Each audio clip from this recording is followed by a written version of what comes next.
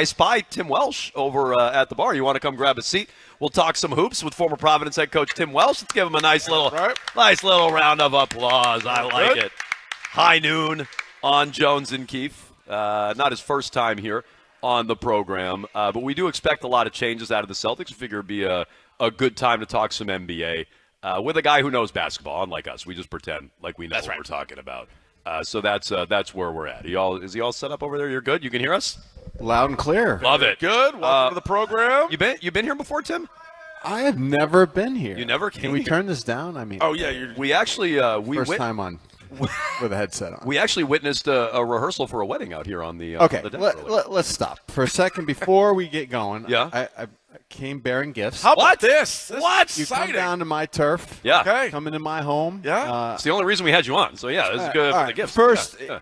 it's multidimensional reasons why. Okay. First, I know the whole City Connect deal with you, Rich. It's not going great. And I heard Sam Kennedy say we're going to vet some of your takes. Yeah. And I do remember. I told Adam this. I told you this. I'm a big fan. So I do remember some of the John Farrell stuff. Yeah, it probably wasn't the best. Yeah. I took notes. Yeah. I did take notes. So Meter and I on Sundays we can grind a little bit. Okay. So I came with you first. Excellent. Yeah. Let's take a look at this. Wow. Oh, I love it. How about this? Tim Welsh basketball camp. Wow. Thank you very much. I know the littles are a little young yet. How about that? But you can send them down to the camp once they get, I love it. They can tie their own sneakers.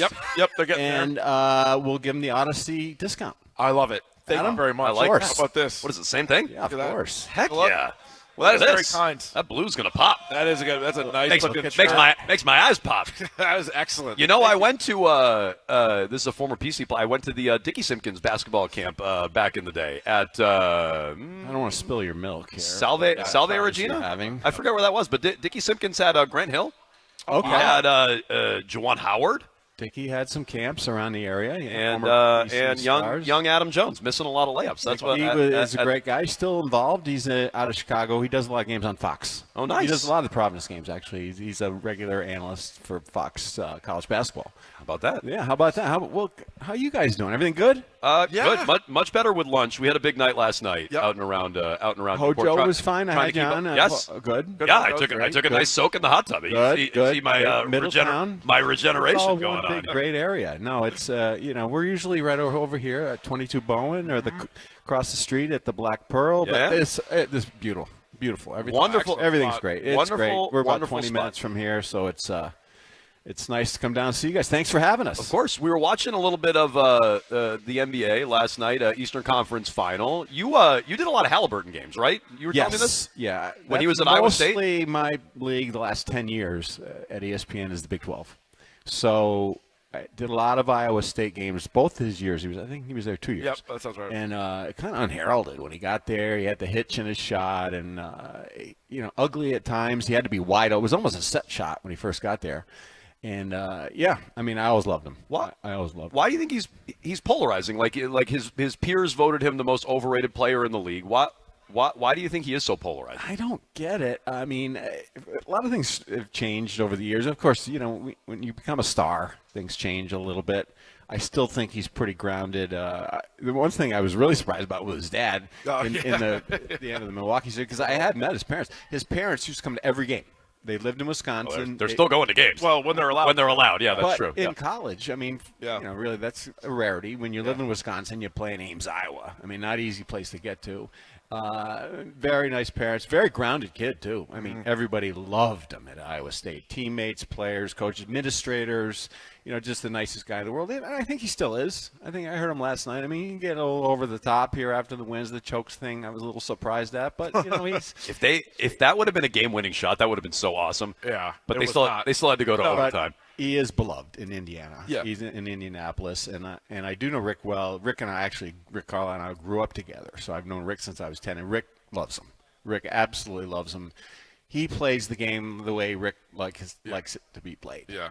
Share the ball, push pace, get it up and down. That's one of the reasons they lost last night. They couldn't get it out in transition. But, yeah, I don't know. I think he's just he's right there, I think, as far as one of the top stars in the league. Made the Olympic team, didn't play much. But that doesn't matter. He's still young.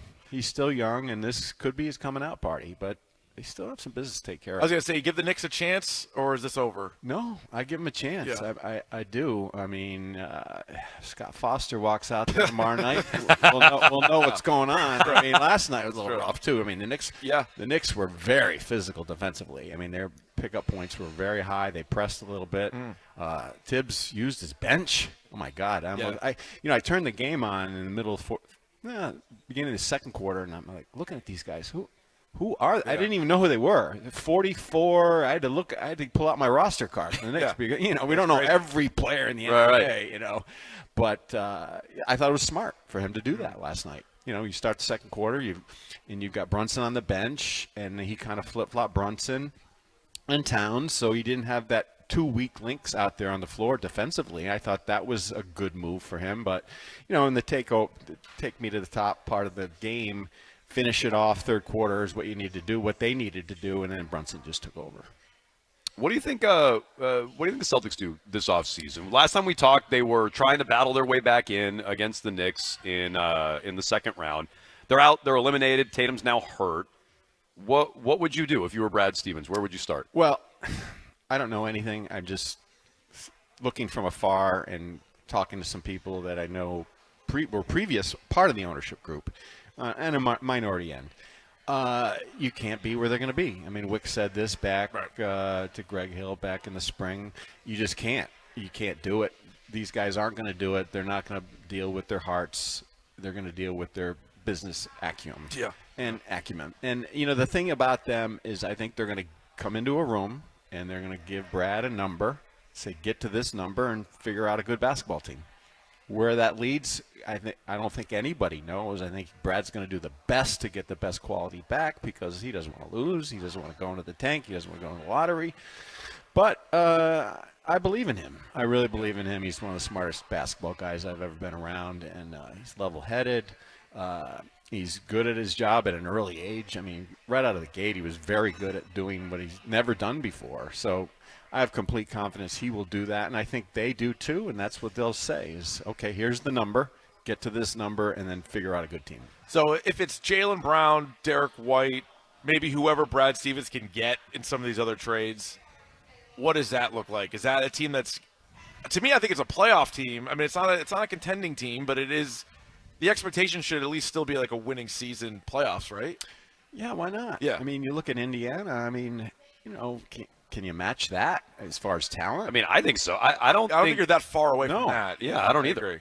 So, 45, 50 wins, get into the playoffs. Like, even scaling it back, you still have Jaylen Brown. Yeah. So, I'm with you on that. I think that's roughly what they should be. Find some pieces that fit. That's all. Basketball still is a game of chemistry. Everybody said, make, miss, and all this other stuff, but it's still chemistry. You look at Indiana, and when they're balanced, and Mathurin scores, and Siakam gives you help, and they get help from their bench, and McConnell comes in and gives you minutes. I mean, you put the pieces together, and I think that's where Brad is really good because he's a coach. He's a coach. That's why I think he put this team together. He put it together properly, and he knew the pieces with Smart and Time Lord and those guys. It wasn't working. It didn't work. He knew that. He coached them. He knew it, and he knows how to put a good team together. I mean, going back to his teams that when he was a coach at Butler, it's like, who are these guys? But they all fit, and they were tough, and they shared the ball, and they all knew their roles. And the NBA isn't. We all know you got to have stars on the court, but they will have stars. They'll at least have one with Jaylen Brown.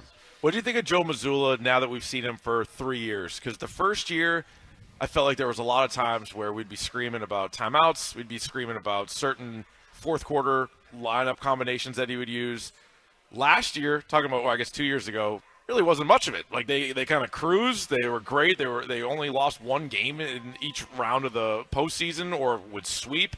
Then now you have this year where there's a bunch of injuries, but I feel like some of the questions kind of crept up again with him. How do you sort of view the 3 years and where we're headed with Mazzulla? I think that Joe's a very good young coach. I think he studies the game. He works hard.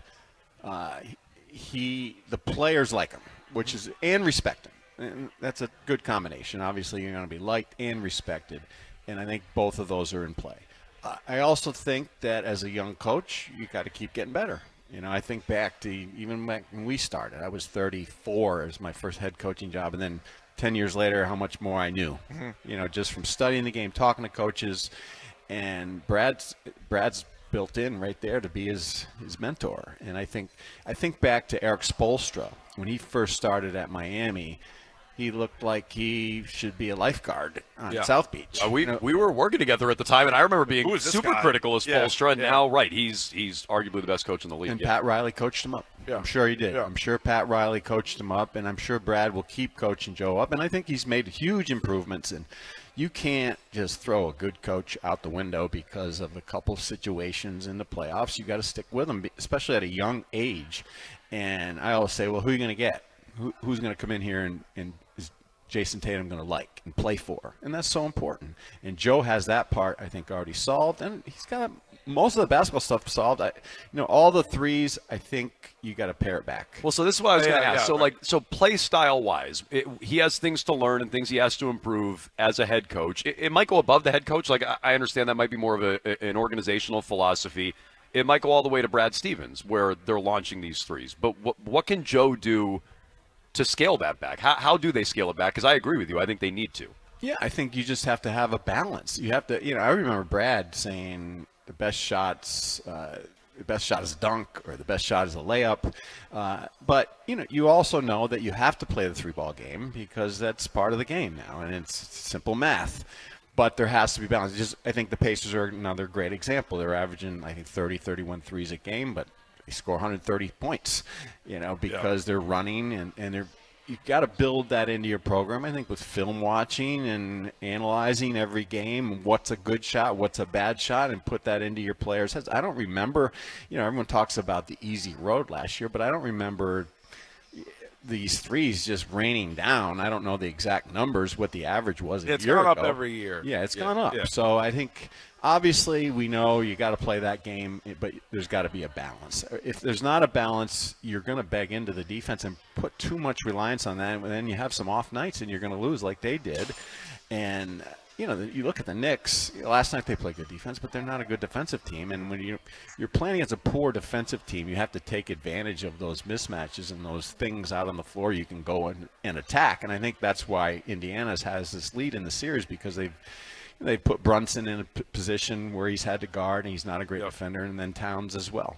Do you think with Jaylen Brown sort of being the centerpiece of the offense next year and not Tatum, maybe just by that fact the threes will come down? I feel like Brown is a little bit more of an attack player than Tatum. Yeah, I think you saw it in Game 5. Yeah. I think you saw more of a balance. Just overall, not just balance of threes and twos, but balance of scoring, sharing the ball, more movement, kind of Indiana-like, where Indiana always has listen, they go into their iso ball too with Halliburton, but they also have a lot of cutting. They have a lot of spacing. The ball moves and the players move. And I still think basketball is basketball. And listen, Joe came up in a coach's family. He's a coach's son. He played for John Beilein. All they did was run motion. And Bob Huggins is an excellent coach. He knows the game. He's not going to sit there and say, okay, and be stuck in the mud. I think he thought this was the way to go. And the players, I think, really believed that this is how we're going to win, more than even Joe. I think probably if you sat him down in a dark room, he'd say, yeah, we shot too many in this series. So we're talking about Indiana. I think it's interesting because I don't view them as the most talented team. And so how are they on the cusp of getting to the NBA Finals, maybe winning a championship, for all I know? You highlighted Carlisle, which, okay, let's say Mazzulla will add to the offense, and they'll add more cutting to the offense, and he's capable of doing that. Not that you're going to find a Tyrese Halliburton this offseason, but I know Wiggy's been big on this. Do you think they need a more pure point guard, like someone who can run an offense? Because right now Tatum runs a lot of it. I know he won't do that next year. Do you think they need a more traditional setup? Would that help them with not just bombing away, gunning threes? Yes, I think, Holiday is a point guard, but they didn't play him at the point. Right. He kind of played off the ball. He's always been a point guard his whole career. But he's not the prototypical like you're talking about him. Like they need a God Sham God is what I'm saying. Yeah, that's what they need. They need a God Sham God. Find a God Sham. Yeah. Exactly. Yeah, those guys are hard to find. You look around the league and it's a speed game too. And you look at Indiana. How many times does Halliburton get the ball right off the glass on his own? He rebounds the ball, pushes himself. and they get easy baskets because they flood the floor and they run to the rim. Speed point guard, a push point guard, a guy who can get anywhere he wants to go off the bounce. Yes, absolutely. If you can find one, I don't know where you find one, but Brad is good at that. Brad is good about finding those pieces that can fit in. He doesn't have to be an all-star. He's just somebody that can change the look of your offense and give you a little bit more balance, so you can get easier baskets more. In transition, when Tatum brings the ball to the floor, you're not getting easy baskets. I mean, he's 6'8", and 6'9", and it's slow. I mean, it's deliberate a lot of times. He will take the ball off the rim and push it sometimes, but it's typically deliberate and slow. Right. Yeah, and I think that's, to your point, it's a good way to play. I mean, look at Brunson. I mean, Brunson's a guy in New York. It's like here. They're going to criticize you when you lose, and he doesn't share the ball enough, and he's got to get more people involved, but he puts pressure on the defense all the time, and if you do double him, he will give it up, and if not, he will push it himself in transition and give you that quick, fast look that you're looking for, so you don't have to be over-reliant on the three. When we said we were coming on the show today, Courtney wanted me to ask you a question, and it was about Ed Cooley. Oh. She was saying, is it fair, kind of the response that Ed Cooley has gotten after leaving Providence and going to Georgia? Well, first of all, when BC grads send questions about the Friars, I'm always a little leery. Yeah, I get it. No, I love trap? BC. What is this? Well, I got a lot. Well, Meter's a BC guy, That's so true, true. BC's great. No, it's we love Bill O'Brien. Matter of fact, the football coach there. Since he's been there, I think he's done an unbelievable job. Listen, Eddie did a really, really great job at Providence. I mean, Hall of Fame type in the Big East. He came in, the program was not in good shape when he came in, and he turned it right around. He brought enthusiasm. The building, we go to games now with my kids, and they can't wait to go back. That's continued since Ed left. Sure. Because they sell out every game. Yep. Even when we were coaching, our best teams, you're playing whoever, Bemidji State in November, there's 4,000 people there. You go to those games now, there's 13,000 people there. They sell out every game. The students come. It's become a thing. And Ed created that. He really did. And the program, obviously, has been good back to the 70s when Joe Hassett was there, Dave Gavitt, and Ernie D. It's been a great program. It's got tremendous tradition. But the fans over the years and the students, it's a small school. It's only 3,600 students. It's hard to get those students, off their iPads and come downtown and go to the games. But they all do. And Ed created that, helped create that. And he did a great job. And divorces are never easy. Right. They're never easy. All type of coaching situations, it's never easy or a right or wrong way. There's no book or manual on how to leave a place.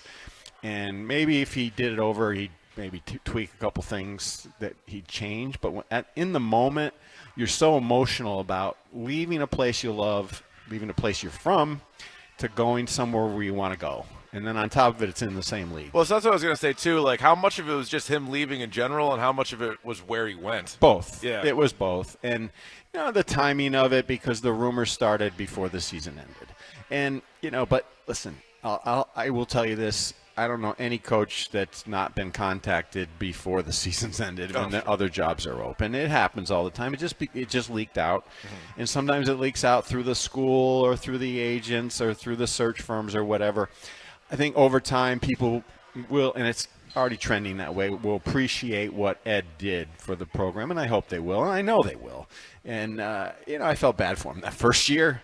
Last year, I don't even recall, it wasn't that bad last year, I don't believe, or as bad as the first year. Not as bad as the first year, no. And then, the students, as time goes on, won't even remember who the heck he is because the students there now don't know who Ed Cooley is, at least in a couple of years when that class graduates. And I think the regular fan base, it's like anything else, when we left, that guy. And now as time goes on, well, Coach, you're okay. Yeah. It's like anything else. Passes. It's like, you guys know, pro sport's Definitely. the same way. Definitely. Every coach that leaves at the immediacy of it, it's like, and then when you come back over time, you understand what they did. Yeah. Where before we let you go, where can the people hear you here in Providence with Meter? They can hear you tomorrow, right? Meter and the coach Sunday mornings. Sunday 7 to 9. We're gonna get you guys up early one day and have you.